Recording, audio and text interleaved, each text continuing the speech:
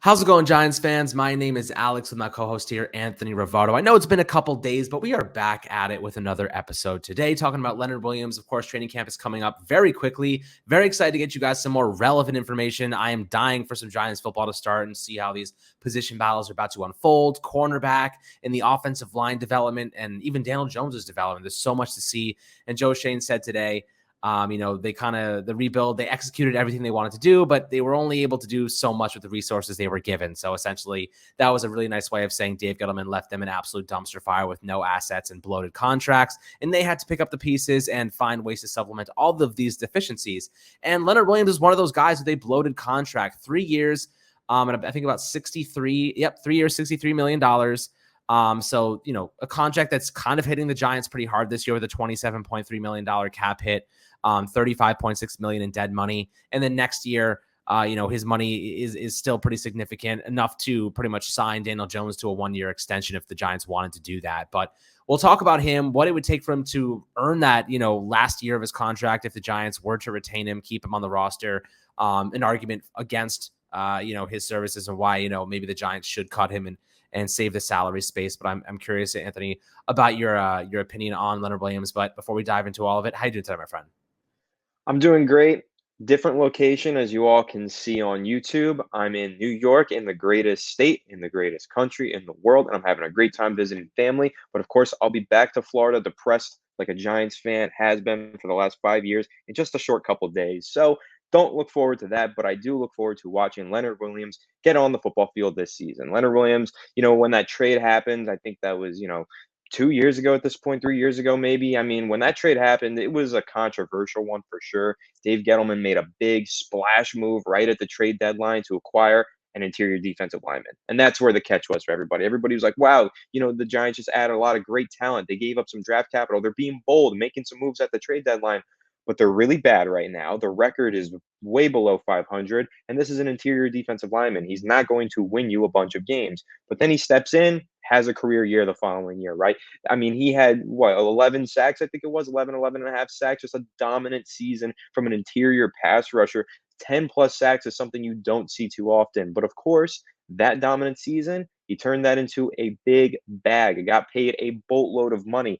And that has been also another controversial decision by the New York Giants. Of course, Dave Gettleman made a lot of controversial decisions during his time with the Giants, and Leonard Williams has been the subject of not only one but two roster moves that Dave Gettleman made that were highly controversial. So it's going to be interesting to see how Leonard Williams performs this year, but it's also going to be really interesting to see how he performs and compare that to the value of his contract. Yeah, man. I mean, look, at face value, pretty productive player. You can make a pretty good argument that he is the best defensive player on the Giants roster right now. Now, Kayvon Thibodeau could end up being that guy. Ojulari could end up being that guy. Xavier McKinney, maybe even Dory Jackson. So there's a couple guys who could steal that phrase from him, that name from him. But I do believe that right now he is probably the best player on that roster, on the defensive side specifically, maybe even the entire team. I mean, the offense obviously has a couple of weaknesses too. I'd say maybe Andrew Thomas is a little bit better if he can stay healthy. But Leonard Williams last season collected about 6.5 sacks, coming off the 11.5 sack campaign in 2020, 81 total tackles, which was a career high, 14 QB hits, which was half the amount of his record in 2020, and 5 tackles for a loss. So altogether, had a lot more tackles, did not have as many tackles for a loss or quarterback hits or sacks, did have 2 forced fumbles, which matched his career high back in 2016 when he was a Pro Bowler. So his pass rush stats really were kind of cut in half, mainly because I think the Giants just gave up after the halfway point. Like, there was no sense of growth or optimism for them. In 2020, like halfway through the season, they got a little bit better. They won some games. They showed signs of progress. And I think the players kind of bought into that. And then last year, it just all fell apart at the seams. The offense was a shell of itself. The defense was out on the field a lot, right? Leonard Williams kind of dealt with a couple of little injury blows, but managed to play through them. And at the end of the day, that defense was on the field like 60-70% of the time, and they were just gassed by the third quarter came around. So I think that, got to give him a little bit of slack there, but Leonard Williams definitely did not have the same campaign as his 2020 numbers. With that being said, he's heading into a year where he has a $26.3 million cap hit in 2023. This year, it's at $27.3 million. This year, he's guaranteed to be on the roster. The Giants are not going to cut him because he does count $35.6 million in dead money. But after this season, The Giants have an out in his contract. The one good thing Gettleman left us with, aside from Andrew Thomas and some draft capital, was this out in Leonard Williams contract if the Yankees do want to exercise it, or rather the Giants. The Yankees definitely do not want to exercise this and add more money to their payroll. But the Giants, on the other hand, can save a good amount of money if they do want to exercise this out. They would save $18 million, right? So to give you a little bit of an idea, right now they have $6 million available in salary space in 2023. They're projected to have 54.2 million dollars in available salary cap. If they do cut Leonard Williams, they're going to open up an additional $18 million. So they could sign Daniel Jones to a 1-year extension if they wanted to see what else he can do. If he has a pretty decent campaign, they want to, sign him to 1 year and see if he can really build upon that. Maybe they want to do that. They could flip that money over from the defensive kind of tackle position to the quarterback position pretty seamlessly.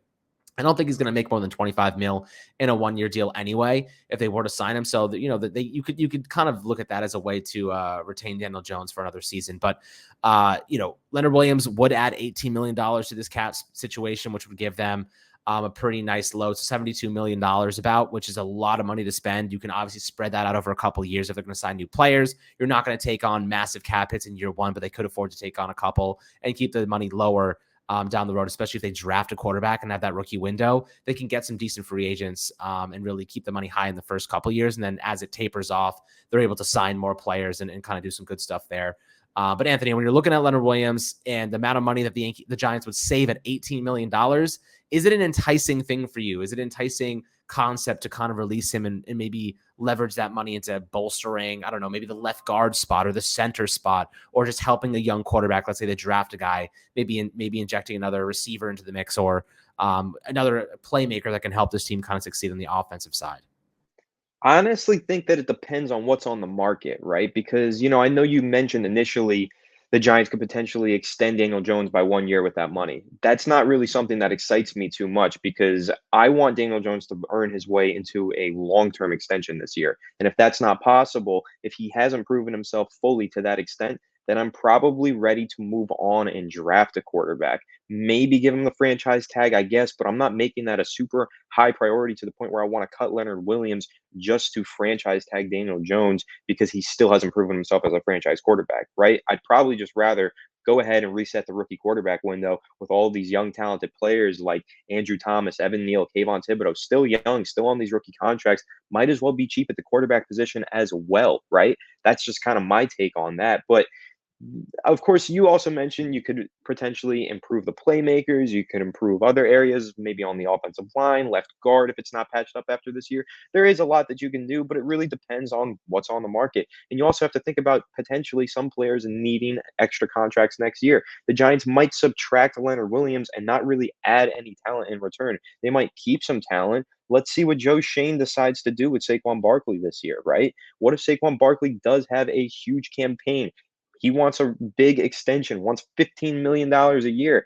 Personally, no, probably not willing to do that. But I don't know. Joe Shane might be. Joe Shane and Brian Dable might view Saquon Barkley as the X factor in the offensive scheme that they're trying to build. That $18 million could quickly get washed ashore into Saquon Barkley's lap. That's just something to keep in mind. There are players.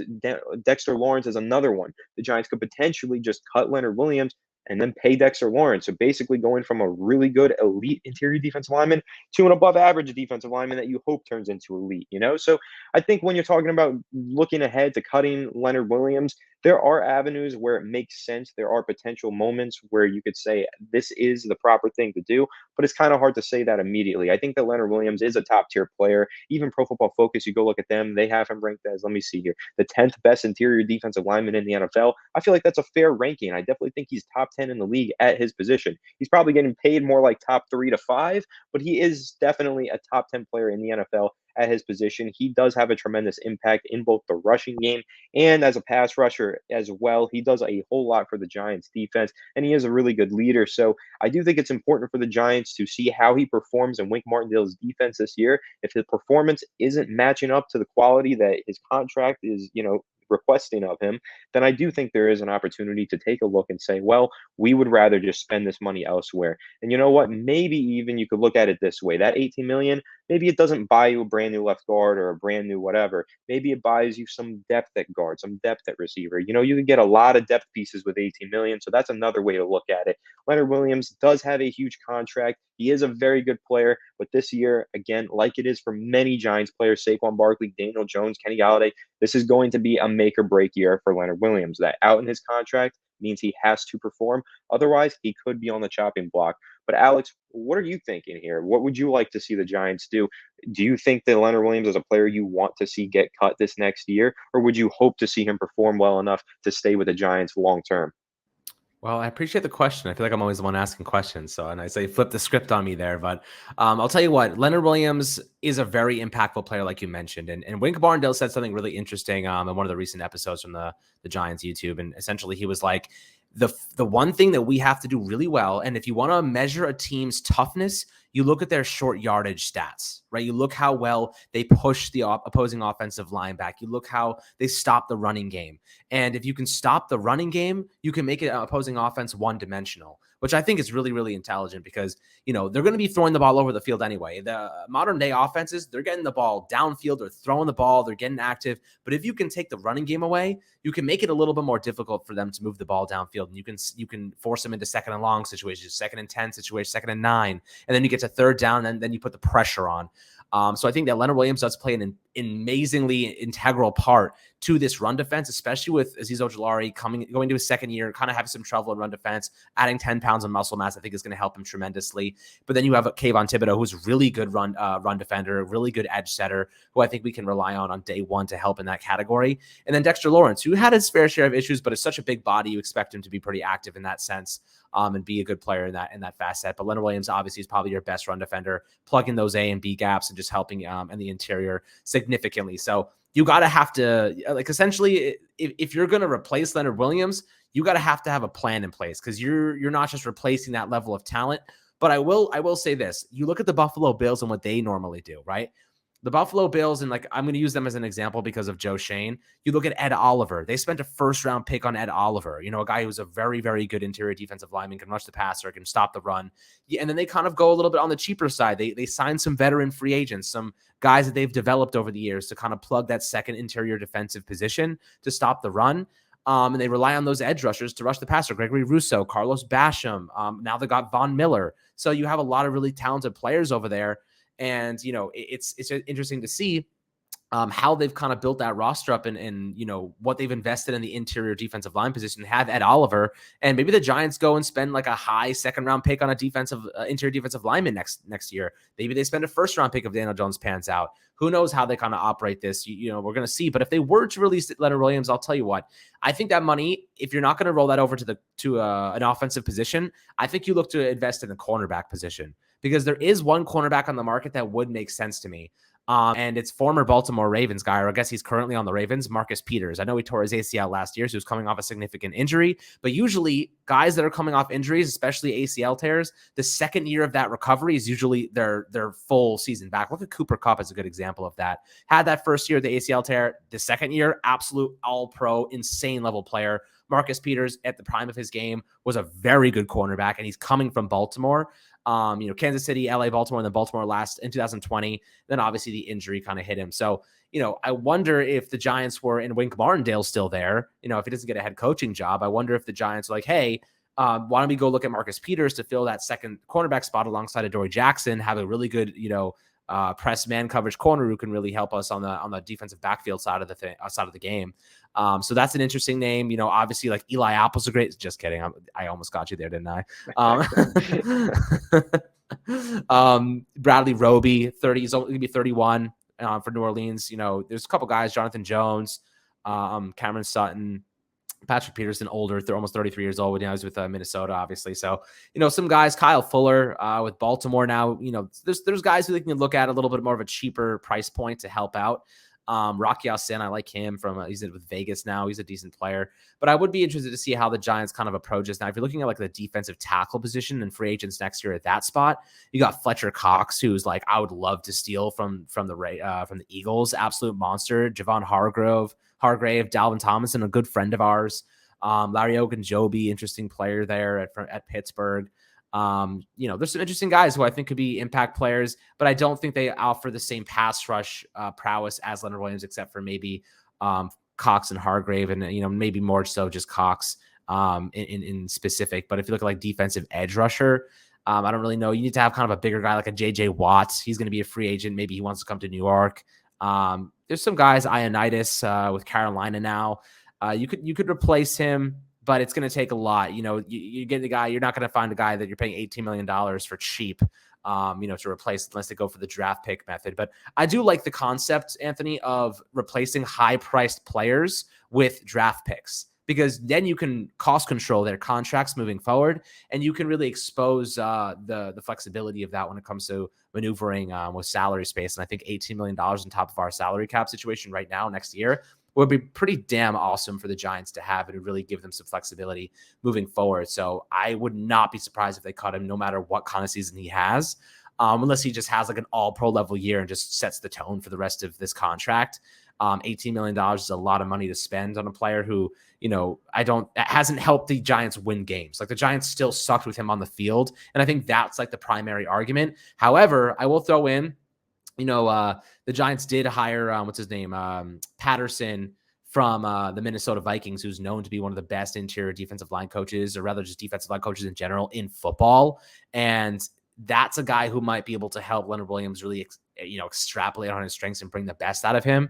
So there are reasons to believe he could have a just legitimate dominant season, but we got to see it to believe it. And if he does, going to make it a little bit more of a difficult situation. But I think if he replicates his statistics from last season, I think the Giants probably cut him and save the $18 million, but that doesn't mean he's not a good player. He is a very impactful player. Any last thoughts on this topic? Well, I'll say, you kind of mentioned you hope that, you said that if he has the same stats as last season, maybe it will be best for him to cut him. But what if he has the same stats as, 2020, right? When he had 11 sacks? Well, then you might still just have to cut him anyway, but that's a good problem to have, because that also means there could potentially be some trade value. And that's huge for the Giants as well. That's something that I feel like we haven't mentioned enough, is that if Leonard Williams does play well enough and the Giants are at a point where, he is a really good player, he just doesn't fit what we need right now. We need some of this cap space. They could end up paying half of the salary and offloading the rest of it to another team. They could end up trading him away to free up cap space down the road. It won't free up initial cap space. Usually it doesn't. Usually there's a huge, cap hit or dead cap hit, or there is one at some point. There's always going to be a penalty to pay when you're trading away a big contract. But it could make sense for the Giants to just get draft capital instead. And then that also ties into what you said. You really like replacing big price players with draft picks. And I do too. I think that is a good strategy. When you have especially on the interior defensive line, because that's a position that's only getting more and more expensive every year. But it's also a position where you could get by with a bunch of average players on the interior of your defensive line. You can get by with that. Not saying you always want to. You definitely do like to win the trenches. But a lot of the times when people think of winning the trenches, they do think of edge rushers getting after the quarterback, putting pressure on the quarterback. And sometimes your linebackers, if you have really good linebackers, they can mask the deficiencies of your interior defensive line anyway in the running game. So there are many avenues for the Giants to go with Leonard Williams. I'm hoping that they have a good problem on their hands next year. I hope he goes for over 10 sacks this year, and they have to decide, do we want to cash out, take the cash while we can, or trade him while we can, or are they just going to, eat the contract and get a good player? And that's ultimately what he is. He is a good player. You can argue that he is worth the contract, because when he's playing really well, he is one of the best interior defensive linemen in the NFL. And it's also something that we had with James Bradbury. It's kind of a similar situation. James Bradbury was still a good player. No, he wasn't what he was a year ago, but in 2021, he was still a good player, still the best cornerback on the roster. But the Giants did just have to let him go. They didn't really have a choice. Sometimes your money gets tied up. One thing that I will say, we did a video a few weeks ago, almost a month ago at this point, but we did a video talking about the future of the Giants salary cap, and it's extremely healthy. They shouldn't find themselves in situations anymore where they have to cut players. So if Leonard Williams wants to be on the Giants and the Giants want him on the team, they don't want to trade him for draft capital, there shouldn't be a reason why they have to cut him. They shouldn't be in that situation anymore. The Giants do have cap space going forward, so the only reason that they should be moving on from Leonard Williams is if they just don't want him on the team. If they want him on the team, they've got the money now to make it work, and I'm hoping that they do. Yeah, I hope so. It's gonna be interesting to see how the Giants kind of approach a lot of these different problems, or rather just decisions in the future. But guys, I'd love to hear your perspectives below in the YouTube comments about Leonard Williams. If you think they should keep him, if you think maybe if he has a similar season to last year, if they should kind of cut him and take that $18 million and apply it elsewhere. Curious to hear your thoughts on that. Definitely an interesting decision and debate to have. But I do think that training camp is coming up, and I'm very excited, very, very excited to get you guys all the information and videos and everything we can for you guys to enjoy. So hopefully you guys tune in for all of the upcoming content. As always, make sure to like and subscribe below, and we'll catch you guys on the next Fireside Giants episode.